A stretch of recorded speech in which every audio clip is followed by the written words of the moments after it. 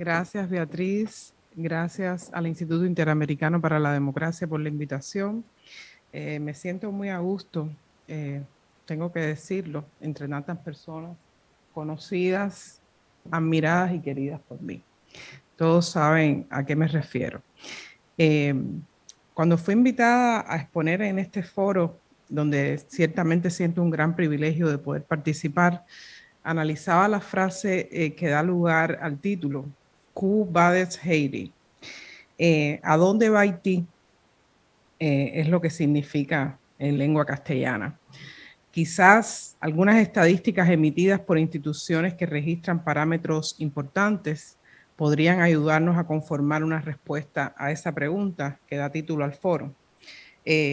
Según la Organización Panamericana de la Salud, el 65% de la población haitiana vive por debajo del umbral de la pobreza. Ese grado de miseria que registra Haití, por supuesto, tiene incidencia en la esperanza de vida de esa población, es decir, las personas allí, según las estadísticas, no suelen superar los 64 años de edad. Asimismo, otra estadística que muestra el grado tan paupérrimo en que vive esa población es el índice de mortalidad infantil, es decir, según el Atlas Mundial, de cada 1.000 menores que nacen en Haití antes del año 50, unos 50 niños dejan de existir, fallecen antes de cumplir su primer año de vida. Ante estos datos, cabe la posibilidad de que además de hacernos la pregunta de ¿a dónde va Haití?, también pudiéramos preguntarnos ¿qué se espera de nosotros por Haití? Según reconoce la historia, el primer movimiento revolucionario ocurrido en América tuvo lugar en ese país precisamente. Y tan radical fue el proceso que consiguió poner fin a la esclavitud. Ese país que ocupa la mitad de la isla La Española, ubicado en las Antillas Menores, tras la revolución que tuvo lugar entre finales del siglo XVIII y principios del XIX, pues vivió ese momento convulso. Muchos de los que estamos aquí presentes, por haberlo vivido en el momento preciso en que ocurriera un proceso parecido, vamos a decir, desde el punto de vista de concepto de revolución, sabemos hacia dónde se dirigen los movimientos revolucionarios una vez que concluyen. Retomando el tema de Haití, después de pasado ese tiempo, cuando repasamos los rasgos distintivos de esa nación, nos encontramos con que en estos momentos, en pleno siglo XXI, Haití califica como el país más pobre del hemisferio occidental y asimismo se ubica entre los 25 países más pobres y devastados del planeta. Pero ¿por qué ¿por qué nos estamos reuniendo hoy para analizar lo que ocurre en Haití? Los oradores que me han precedido enunciaban algunos argumentos que me parecen necesarios. Marcel Felipe en su intervención decía que como comunidad nos debemos preocuparnos por recuperar esta parte que es propia de nuestro entorno y quizás asimismo de la cultura, aunque tengamos diferencias de usos de idiomáticos. Haití forma parte del Caribe, está más cerca de nosotros de lo que a veces nos damos cuenta. Mucha cantidad de personas de origen haitiano habitan aquí en Miami, en el sur de la Florida, y asumiéndolo desde un punto de vista crítico, por ser periodista, tengo que reconocer que los medios de comunicación que emitimos noticias en español no le damos la atención debida a la existencia de esta comunidad en el entorno cercano a nosotros.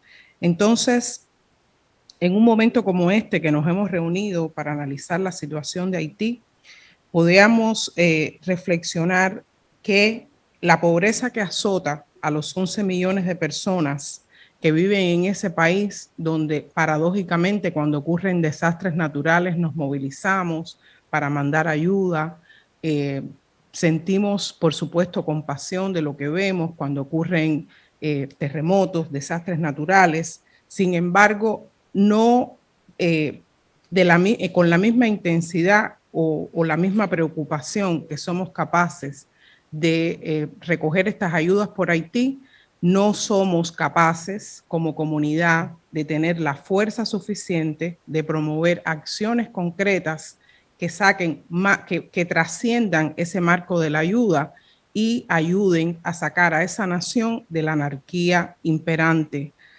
Un ejemplo de la anarquía imperante en Haití es el magnicidio que presenciamos en julio pasado del presidente Moïse. Pudimos ver tras esos sucesos que el país convulsionó tremendamente. En estos momentos es una nación completamente acéfala, prácticamente está gobernada por bandas criminales de cuya acción ahora mismo, como sabemos, hay 17 misioneros estadounidenses que están siendo víctimas de secuestro. Basta rememorar las imágenes de mucha gente desesperada que tras el atentado que cobró la vida del presidente intentaban huir por temor a lo que se sobrevenía, que ya lo sabían por experiencia. Y en estos momentos, en fecha reciente, a muchos de esos hombres y mujeres que han tratado de huir del país con sus hijos, los hemos visto llegar a la frontera sur de Estados Unidos y luego han terminado deportados. Entonces, por lo general, cuando las crisis políticas azotan a las naciones y redundan en crisis humanitarias, las opiniones en torno a que se decidan acciones externas para contribuir a restablecer el orden en los países suelen ser rechazadas con argumentos de no injerencia en los asuntos internos de esos países. Ejemplos los hay sobrados. Está Venezuela, con una población que padece el éxodo de más de 6 millones de sus nacionales. Está Nicaragua, de donde a los adversarios políticos de Daniel Ortega no les queda más camino que la cárcel o el exilio político, y el caso crónico de Cuba, que todos conocemos, de donde desde hace más de 60 años se volvió costumbre ver a la gente marcharse o morir en el intento de hacerlo.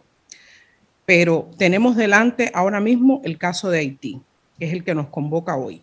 Una tierra devastada, donde la realidad tangible hace mucho que superó cualquier horror imaginable y donde nunca más lo real maravilloso descrito por el escritor Alejo Carpentier se ha podido presenciar.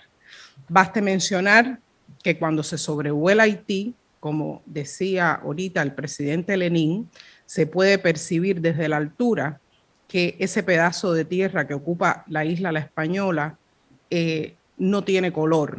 Prácticamente es un país carente de vegetación, como una muestra ante esa ausencia de naturaleza viva de lo que padece el pueblo haitiano.